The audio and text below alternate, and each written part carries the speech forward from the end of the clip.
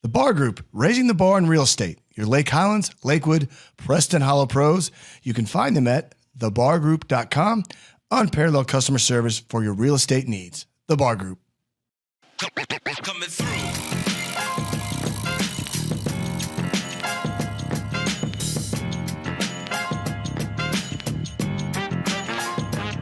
When I get reincarnated again, I have a feeling that my guest here might be Silent Bob, or I'm Jay. I'll Jay because I used to have long hair a long time ago. But Armageddon's coming, folks. It's for real. And here in Dallas, my friend and I, all my friends here. I believe my guest is here in Dallas.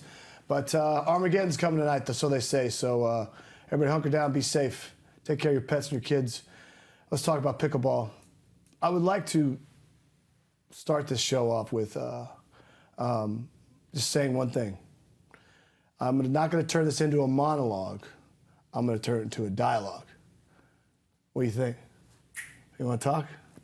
Oh, whatever, man. Anyway, got it. All right. So, anyway, this young man we have on here is an amazing practicing attorney. He grew up in Ohio. I can't tell accolades. He's got accolades in high school and college, and also played college golf at Division I, which is an amazing feat.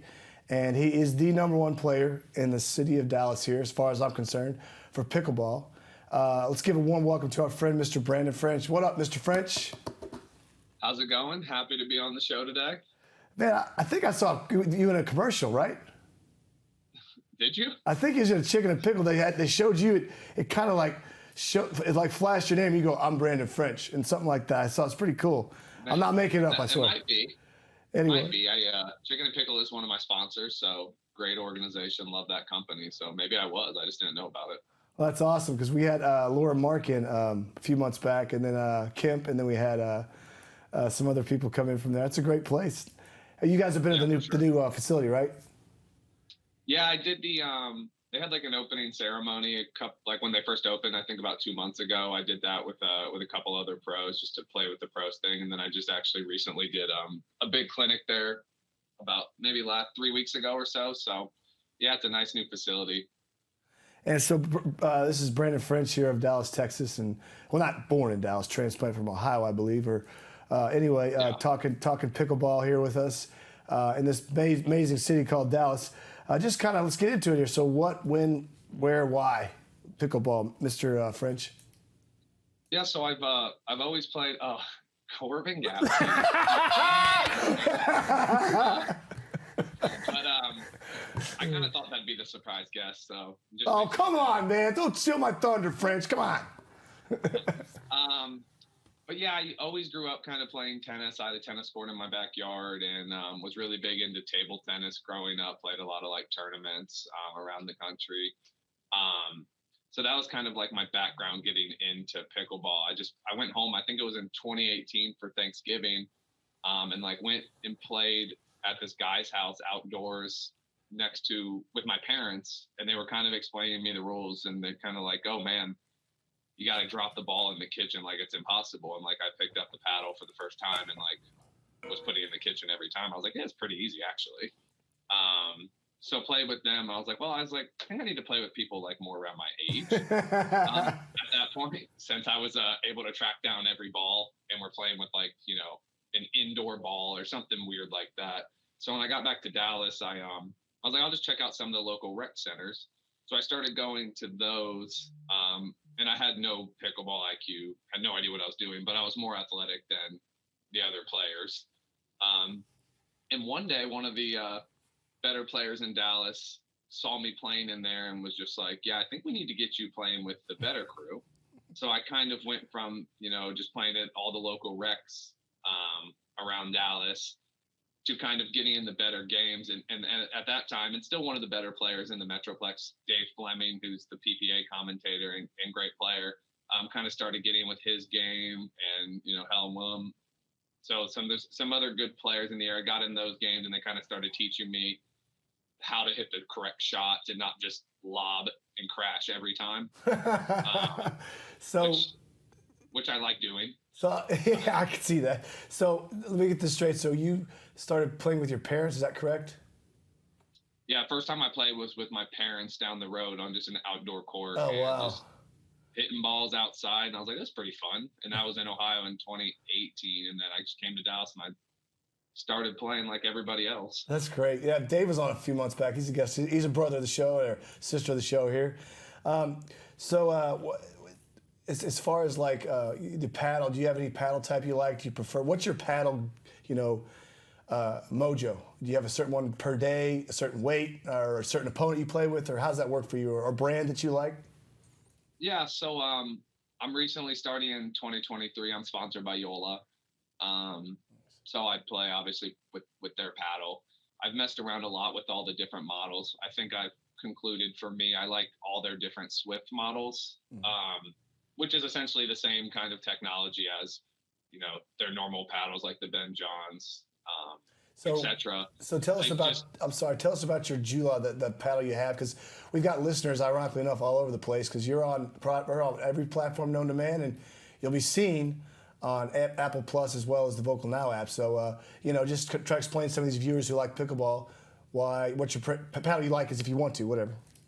Yeah. So, I think the reason the Yola is, one of the best paddles on the market is I'm getting much more spin with the paddle, the grit there, and it stays there for a long time. I've played with paddles in the past where a week or two later, you're looking at your paddle, like blaming the grit, and like, I'll use the same paddle for a month, even playing 2 or 3 pro events. So that's really not a non-issue. I get the weight around, I think it's 7.7 to 7.9. Wow. A lot of people like it a little heavier. I like the lighter one, just, a little more maneuverability of the paddle. If you do get the lighter one and don't like it, you can put lead tape on it. I know a lot of pros do that. I don't like doing that because it just makes it a little too heavy for me. I also, I like the smaller grip on the paddle, so that gives me a little more flexibility, moving the, flipping the grip in my hand and whatnot. And they also don't break. I don't throw paddles much anymore. Yeah, but when they slip, I've noticed a nice sturdy construction with these paddles. Exactly. The problem is, it's like you're like a rack where you bounce it off the court. You could throw that paddle and it go bouncing off, hit somebody inside the head. So, yeah, okay. Exactly. Don't tell me you've done that yet, have you? No, I don't throw paddles anymore. I used to. I've broken enough golf clubs back in the day. That I don't really do it. I don't like Happy Gilmore. I don't feel the need. So, do you have a favorite singles, doubles, mixed? If you have people you enjoy playing with, you can name drop them. But is there a reason why you like singles versus mixed versus doubles, or what's your jam on that stuff? Yeah, I think I like, men's doubles has always been my primary event I've liked the most.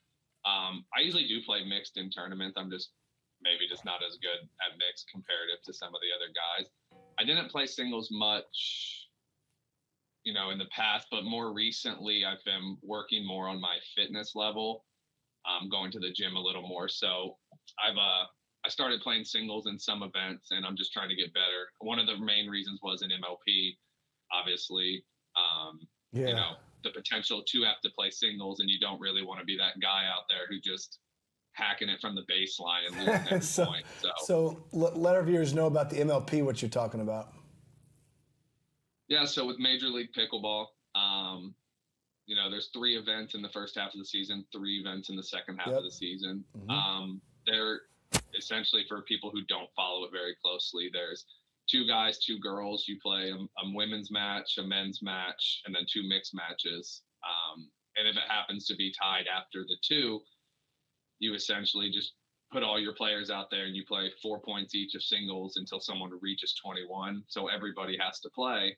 So, if you don't play singles at all and you're an MLP and you go out there in the you're screwed. pressure environment, you don't want to be the dumpster fire guy who just loses everything. So I tried to put in a little work to prevent that from happening, but we'll see.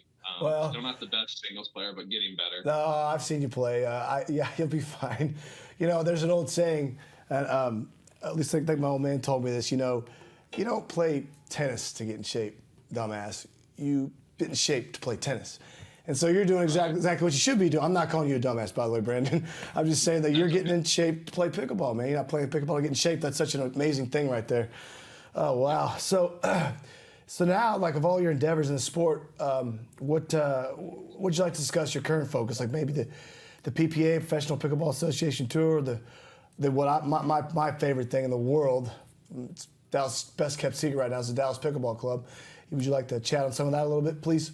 Yeah, so I mean, obviously, I'm playing on the PPA Tour this year exclusively. I signed a gold card with them for this year. I opened up my schedule a little more this year. Last year, I was a full-time attorney working Monday through Friday, 8:30 to 5:30 or 6. Whereas now I moved my schedule so I don't work Friday.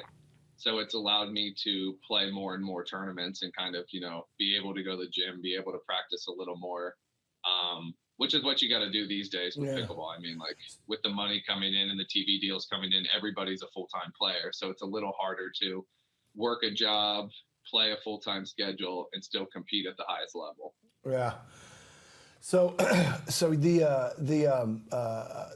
the cards you're talking about, that's so basically right now you are it's more of a full-time job to become a professional pickleball player, which is totally awesome to me. Is that what's kind of the transformation from the past couple of years? Yeah, I mean, if you look at the pro level now, like at the top, I mean, take me out of the equation, however people think. For now, Brandon, for now, brother. Yeah, if you look at the top level, there's only a few people who have full-time jobs. Someone that comes to mind, like maybe Matt Wright, he's an attorney also. Those are not many people are working and able to be a top player. Mm-hmm. So I just think like the trend is going to be when you come into the sport, especially now, like, 4 years ago, you would have told people that, pickleball is going to be on ESPN and CBS and Tennis Channel, they would have been like, you're just making that up.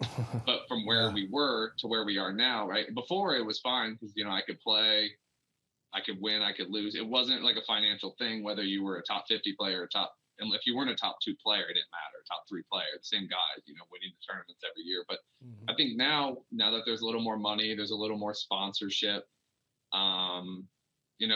people are going to be coming in and they're going to force everyone to get better. I mean, that's just where it is. And I don't think people who are working, not just me, I don't think people who are working 30, 40 hours a week are going to be able just to do that, have the energy to still work out, practice, show up at tournaments, and be able to compete at that level. This is Brandon French. Again, this is such an amazing, I really am glad to have you on it, and I've heard nothing but amazing things about you on and off the court, and courtroom and everywhere, and I'm glad to have you, but you are our first inaugural PPA tour to have on the show, which I thank you for that. Clap, Corey. Yeah. No, I'm serious, dude. That's really an honor. So, but the most important thing you said out of all that is that you clear your schedule for Friday, and typically I'm in studio on Friday, so I see no problem why we can't get you in here one day. Get it? Yeah. I like what you did there. What? I didn't want to do. You can speak, say hi. God. Well, I want to kind of go back to one of the first things, because again, Brandon's background, he was a golfer. This is Corbin Gaspi with Didem. Keep going. Yeah, so Brandon was a golfer in college. Actually, Brandon and I went to the same college, Fairleigh Dickinson University in northern New Jersey. Go Knights. But, I mean... You see that? He plugged that, Brandon. You see that? We're both doing this. I love that. Of course. We got to plug in the Knights there, United. But no, Brandon is, again, to speak on his behalf, very humble guy. But, again, practicing law, the things he can do, I would say hands down, and again, it's not because he's on the other side of the camera here, it's just the fact that he's probably the most talented person I've met. He's extremely smart, I mean, just like gifted, he can hold a conversation with anybody, but then anything he touches can turn to gold. And so again, when I heard that Brandon was playing pickleball and he goes, I'm playing professionally now, it's like, I'm not surprised. Again, Brandon's very quick to pick things up, very competitive, but again, very humble as well. So he'll just kind of gloss over what he's been doing and what he's accomplished in such a short time. But also, he's a husband as well. He's got a wonderful wife, Amanda, as well. So Brandon and I also know each other on a personal level. Yeah. But again, everyone here in the DFW Metroplex knows about Brandon, what he's accomplished, and also just being a curator for the community as well to establish games and build community in sport, which not a lot of people do. They just kind of focus on their playing, and that's all they want to do. Brandon really curates the best players in the DFW market as well. So basically, you said that first thing you said about him, that's how you view me, right? Absolutely. See? It's a copy and paste. It's a copy and paste answer. He's a better looking, younger version, more smarter version of me, though, right? You're better looking than Brandon. But you're better looking. Whatever. I can't give Brandon everything. You guys are crazy. I can't give Brandon everything. So Brandon, what about, if I could ask you about that Dallas Pickleball Club, I've only seen and heard things about it. Is there anything you could possibly let our listeners know about it? I will say I would say the first event was, really cool. Obviously getting to play with some of these, like, top players in the sport, right? Even though it's the challenger division, right? Everyone's good these days. Getting to play with Chuck Taylor as the guy, I played an event with him right before that. So we kind of got tuned up, and we played the event, right after that. He's a great player. We won 2 matches, lost one. Getting to, being on the same team as Megan Fudge. She's one of the premier, she's female good. players in the game, not just in the challenger, right? You see last week she played with Deckel and they made the semifinals. So, and then Krista's an up and comer. She played really well. Also down there. I mean, honestly, I don't know what necessarily happened. Why we weren't more successful, so to speak. We started off winning our first 5 matches, and then we lost our next 5 matches. Darn it. So is there a way for us to see these or come see these, or how does it work? Yeah, so the next event, so you could watch either, if you're, obviously not everyone's flying to watch these things, but you could watch on the MLP website. They have cameras streaming on all the courts. The next event's March 26th-ish, whatever that Thursday is, around that time frame. It's going to be in Daytona Beach. So win or lose, I mean. March 26th, Daytona Beach, March 26th. Okay. Ish, yeah. Okay, it's fine. That week is. I want to make sure we catch it or do something with it. Okay. Yeah. So that'll be a good time. I know everyone's going down there. I think there'll be some new faces maybe in there, just with the shuffle draft and trades and whatnot. But we'll see what happens with all of that. But for me, as someone who didn't get to play MLP last year, I was one of the alternates, so I was close to being picked, but just wasn't there yet. It was definitely a cool experience for me, even though, we didn't have the results we wanted, but still being out there with kind of everyone at the challenger and premier level who I'm decent friends with, getting able to hang out with all the guys, all the girls. You're going to kill it, man. I love it. So what's your favorite story to tell about pickleball? Like your favorite place? What's your favorite place to play thus far in your journey? Yeah. I mean, since I've just started playing way more events now, I would say one of the places, I didn't have the best results, but I did enjoy playing at Indian Wells, just because I used to go there as a kid and watch the tennis event, and I played some golf there.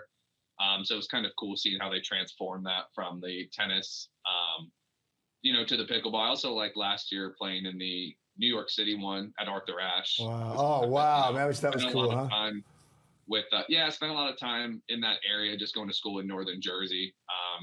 So obviously it's just like a privilege, win or lose, just to kind of be out there and, being where the top tennis players play, et cetera, just playing pickleball. I mean, it's not a bad weekend, regardless of how you that's the best way to put it. Results are awesome, but, it's a priority, but if it's a nice place to play, it always makes it easier. What's your favorite drill or favorite shot? I don't think I've drilled more than 3 times in my life.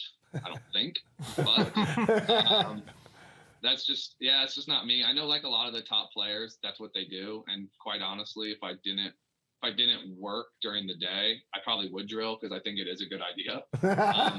It's a good concept, right? Well, if you're working, I think you have to prioritize like what's going to be the best thing for my game. Like for me, it's if I'm going to go to work and I'm going to go do something, I need to play, and stay in shape, burn the calories, and like work on my stuff as I'm going. Like I don't have right now the luxury where I could do that. I would recommend people doing it if they have the time. But I like hitting. I saw a podcast or something the other day. I don't know what it was, but Zane was talking about this tomahawk shot, kind of where you hit your forehand on your backhand side. So for, it's kind of a weird shot. Inside out forehand? What? A tomahawk? Yeah, so essentially taking your forehand and without changing your grip, hitting a backhand on the backhand side with it. Oh. And it allows you to reach a little more. Oh.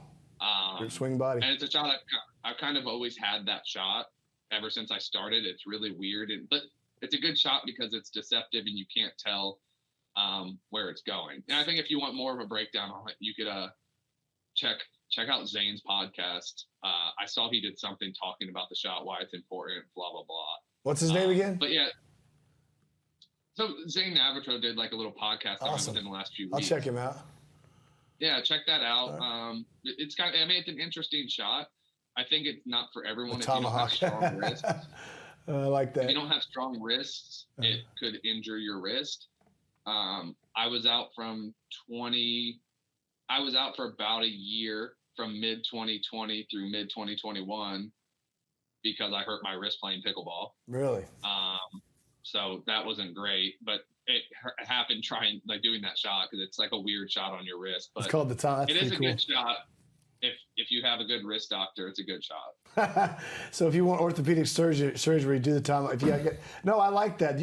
Everybody else I've had on here, the majority of people have said ATP. I'd probably say 90%, maybe 70% ATP, and maybe 15% lob, and then 4% whatever. I don't make ATPs, and so that's why I don't do it. There's nothing wrong with that. I mean, it's all good. So let's talk about you, your story real quick. Where are you from, and you got friends and family around here, or just tell people about you? Yeah, so I grew up in Lime, Ohio. So like kind of northwest Ohio. Went from there to New Jersey to play college golf at the U. At the U. Then went to law school in Charlotte, North Carolina, where I met my beautiful wife, Amanda. There you go. And then we transferred to a different school towards the end of our law school career in Virginia.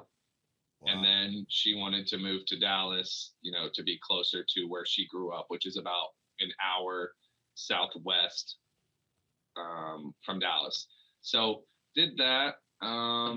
Yeah, I mean, Corbin, what the random thing about Corbin, for the viewers, is when we knew each other, Corbin, played college baseball for a little bit. I played college golf. We, we were good friends in college, hung out all the time. And then when I got to Dallas, he randomly, I found out one day or something, he was like, yeah, I was like, what do you do now? And he's like, I sell pickleball paddles. Oh my God. See, badass pickleball story right there. Yeah. And I'm just like, wait, sweet. I'm a pro pickleball player. He's like, I'm moving to Dallas. I'm like, I live in Dallas. What? I was like, are you serious? Random. Pickleball was never when we knew each other, pickleball was still 5 years away. Right. From actually being what brought us randomly back together in Dallas. But it is funny because I've tried to help Corbin. I did some charity clinic maybe a year ago with some of the better players in Dallas, and had him out there, got some of the Diadem paddles out for him there. He can get out. A lot of people seeing the brand, so it's nice for both of us, right? Because it's just another person I have in Dallas who I can hang out with, who's not only, it's nice to have non-pickleball friends too. 99% of my I don't have to. I have no pickleball friends. First name, last name, pickleball. Just like everybody else, it doesn't change. The people are just they all just say first name, last name, pickleball.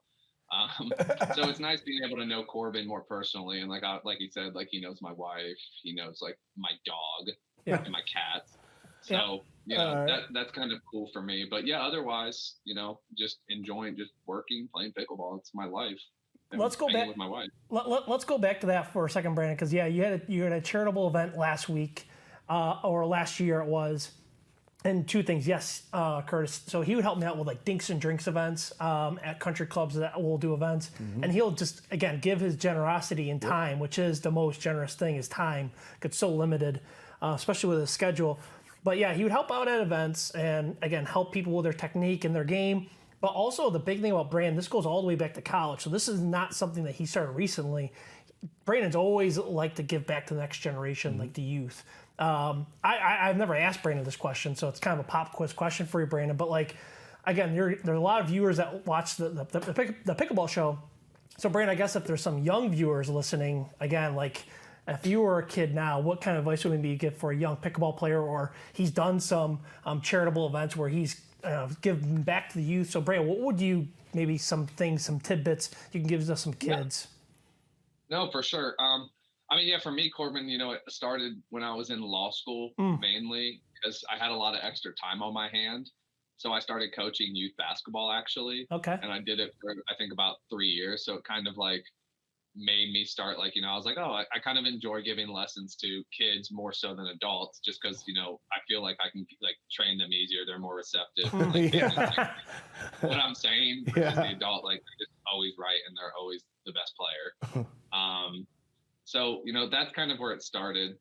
And then, now it's like I like working with, kids too. And I would just say like right now, especially with pickleball, with how it's growing, like you see the kids coming through the ranks who are like putting into work and this is what they're doing full time versus like the kids who like are just playing for fun. And like you see who's being successful, right? Like you look at, Wyatt Stone's one of the best junior players and best, turning into a good pro. Hayden, great player. Gabe, like these are people that this is what they do. They play pickleball and they might, they're 16, 17, 18-year-old, but like in a year or two, like those are going to be some of the best players in the game. So I would just, if this is something that you want to do, you got to put forth, like, it's hard to play, if you look at like the top, those kids as an example, and this is all they're doing and they're playing 20 events per year. And you're potentially the kid that's, playing a few events and then you're playing this other sport some and this other sport some, like it's hard to compete, right? If you want to be playing at the pro level. So I would say you really just got to decide and kind of dedicate if that's something that you want to like, pursue, that you just kind of got to get all in. Mm-hmm. Well, that's one of the aspects of the show that I'm working on right now. Brandon and Corbin is trying to figure out how to get a good junior savant here somewhere locally or somewhere nationally who does stuff like that. But that's good. I mean, it's nice to see that Brandon's attitude is similar to, and obviously Corbin's as well, and mine, even my awesome producer, Ren. When you're on the pickleball court, it's all about fun, rapport. Everybody helps each other out. There's nobody's better than you are, and that's just what it's all about, as well as the story that you guys have, Brandon and Corbin. And for you listeners, I had no idea that Brandon was down here, and then Corbin moved here just on a whim, or not a whim, you know what I mean, to better your career, to grow up, basically, and you guys met that way. So that's kind of the theme of this show, of our show we got here, Brandon. You're part of it now because you're on it. It's good stories about pickleball and good people, and I love it. Right. I think it's great. So, I'll ask you a funny question here, that's unique. What's something about you that a lot of people would think is funny or unique? I'll tell you what mine is. All right, we have two puppies. One of them, the Labrador, loves to go poop outside. Right. The Havanese, he likes to eat it. Anyway, he doesn't do it anymore. It's very gross. I'm sorry, but I'm obsessed with tapping the dog's poop before we leave. My wife's the same way. I know. Go with it. What's something funny about you, brother? Let me think. Well, yeah, my dog eats his poop. And oh, God, it's gross. That was normal. It's normal? I thought that was normal because she's a puppy. But one thing that I found interesting in the whole, a lot of Dallas pickleball got to experience with me was when I did hurt my wrist that first time and I was out for a year-ish. Wow. Yeah. I don't remember the exact time frames, but like give or take. I said, I still like these guys. I still want to play. I'm like, I wonder if I could play left-handed. Because like I kind of grew up playing table tennis like left and right. I'm like, it's just a paddle. I'm like, how much worse like could I be? So I started out playing and like I was probably on day one around a 3-5-ish. And then by the end of it, like I was in the games with the best players playing like just below maybe 5-0. So you're left-handed? You're playing left-handed? So I was playing left-handed up to the time. So it was pretty funny because like it took me a while. Like I didn't start there, but to date now, like if I go play, because I spent so much time, like I was playing 2-3 times a week left-handed, like and practicing actually, like I got up to about like a 4.8. That's so awesome. So I played some tournaments left-handed too. You got I'm trying to right. get them not to count it towards my duper, but I just killed it. But anyways, yeah. So that's like, awesome. So Brandon plays left. So this young man's left and ambidextrous in pickleball. Well, yeah, look, man. Not at the pro level, but I could still have fun. Yes, exactly. Well, speaking of fun, we're going to wrap this up here. But if say a fan we watch Major League Pickleball March 26th-ish, I need to figure out a way to get the schedule and stuff like that. Or I'll look into it and start talking about that more in our show. Check out Mr. French here, and if someone wanted to email you or see you, is there like a address they can go to, like your law firm or something like that, or how would they get in touch with you? Yeah, I mean, you can definitely email me, brandonfrench1991 at yahoo.com. have any questions, like I'm happy to answer anybody's questions. I'm doing like a lot of clinics this year at Chicken and Pickle. We'll be there. So they're, a great new partnership I have. So happy to do that. Follow me on Instagram. Yeah, I will. Got my boy in Dallas, Sepatar, who kind of, spearheads that. Who? And helps me because he's a little younger and understands all that stuff Who's this guy? better than I do. That's kind of a good way to follow me if you have any questions. Like I'm pretty active in responding on that. But All I'm right. definitely always happy to connect with people. I'm going to do it right now. Hang on. I'm going to do this right now. Hold on. Perfect. Friend One me. more Don't follow. block me, Brandon. Don't block me. No, I already have you blocked, but Corbin? Shut up. I'm still in. I'm still in the club. Brandon, what is it? I think Okay. it's Brandon French Pickleball, PB or something like that. I don't even know how to decide. I don't even know how to French. let me find it. Whatever. I'm going to figure this out. BrandonFrench.pb. I feel like people could find that. I'm trying to catch up to these other pros. I just got Instagram, I think, like 3 months ago, and I got really excited when I had 100 followers. And then I Brandon looked at these French. other people, Oh, and got I it. was I found it. It is. Brandon like, French they all had PB. 10,000 followers, and I was thrilled to get to 100. So, Shit. That's awesome. well, there we go. Curtis Reese started following me. My Instagram At is Reese complete. Racket Let's Sports. go. Hey, I can be Reese Curtis, CURTIS, at Reese Racket Sports, RACKETS, spelled it. There you go. If you want to sponsor, maybe show a product on here, be a part of the show, email me. And for all of you on the fence of really maybe thinking about playing pickleball, we got two awesome guys here, Corbin Gaspi from Diadem and Brandon French from Dallas Pickleball Club and Major League Pickleball. They'll grab me and say, come on, let's pickle. And check out the Vocal app, all right? Download, it's got a lot of good shit on it. Take care. Have a great week. Thank you, Brandon. See you. Good job, Brandon. Take Keep care. it up. See you guys. Coming through.